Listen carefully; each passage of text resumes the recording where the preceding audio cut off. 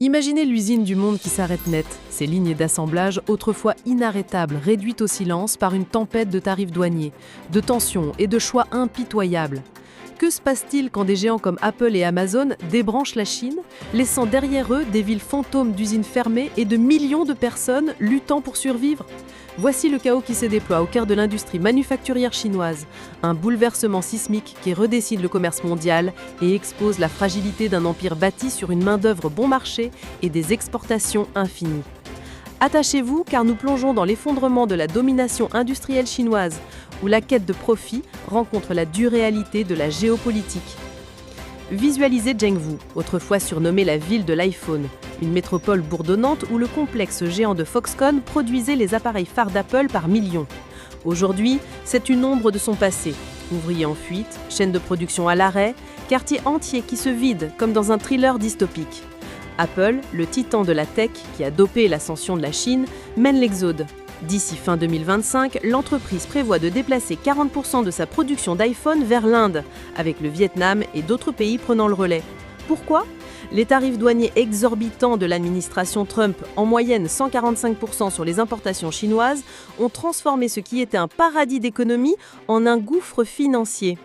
Ajoutez-y les coûts salariaux en hausse, une main-d'œuvre qui se raréfie, et les guerres commerciales incessantes entre les États-Unis et la Chine, et soudain, l'attrait de la Chine s'évapore plus vite qu'une batterie défectueuse. Mais Apple n'est pas seul dans cette grande évasion. Amazon, le mastodonte du e-commerce, a freiné net ses importations de fournisseurs chinois, stoppant brutalement les commandes pour tout, des chaises de plage aux climatiseurs. Les vendeurs chancellent, contraints d'augmenter les prix ou de quitter la plateforme, tandis que les entrepôts débordent de marchandises invendues et que les ports à conteneurs se transforment en cimetières de cargaisons bloquées. Nike, Samsung, Google, même Volvo se joignent à la fuite, se relocalisant en Inde, au Vietnam et en Malaisie, où les prix des terrains industriels flambent et les ouvriers à bas salaire affluent. Ce n'est pas qu'une décision d'affaires, c'est une stratégie de survie dans un monde où les tensions géopolitiques transforment les chaînes d'approvisionnement en champs de bataille. Prenez du recul et le tableau devient encore plus sombre. Le secteur manufacturier chinois, pilier de son économie, s'effondre sous son propre poids. La surcapacité a entraîné un flot d'exportations bon marché, mais avec les expéditions vers les États-Unis chutant de 60% en début 2025, les usines ferment en masse. 40 millions d'emplois disparus, un chômage des jeunes à 60% et 500 milliards de dollars d'exportation effacés par la guerre commerciale. Des émeutes éclatent tandis que des ouvriers furieux s'affrontent aux autorités. Des villes se vident avec le départ des migrants et les gouvernements locaux paniquent face à l'arrêt de la production et à la fuite des talents. Souvenez-vous de Made in China 2025, le grand plan de Pékin pour dominer les industries high-tech. Il a fait flop, laissant le pays plus dépendant des firmes étrangères que jamais. Ironiquement, c'est Apple qui a aidé à construire cette bête. Au début des années 2000, l'équipe de Tim Cook a investi massivement en Chine, formant des ingénieurs et modernisant des usines pour créer un colosse manufacturier.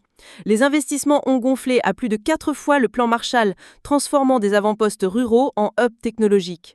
Mais aujourd'hui, avec les ventes d'iPhone qui stagnent en Chine, éclipsés par des marques locales comme Huawei, les rôles s'inversent. Les interdictions de Pékin sur les appareils Apple dans les bureaux gouvernementaux et les contrôles d'exportation sur les terres rares sont des contre-mesures désespérées. Mais elles ne stoppent pas le flux. Les répercussions ? Les prix mondiaux pourraient grimper à court terme avec le bouleversement des chaînes d'approvisionnement. Mais à long terme, cette diversification pourrait stabiliser le commerce et booster les économies en Inde et en Asie du Sud-Est. Pour la Chine, c'est un signal d'alarme. L'ère de la domination incontestée est terminée, remplacée par une course aux nouveaux marchés et à une demande domestique qui pourrait ne jamais se concrétiser pleinement.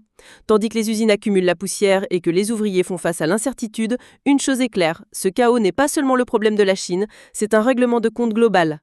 La Chine s'adaptera-t-elle ou la fabrique du monde deviendra-t-elle une relique du passé ? Le monde observe, retenant son souffle.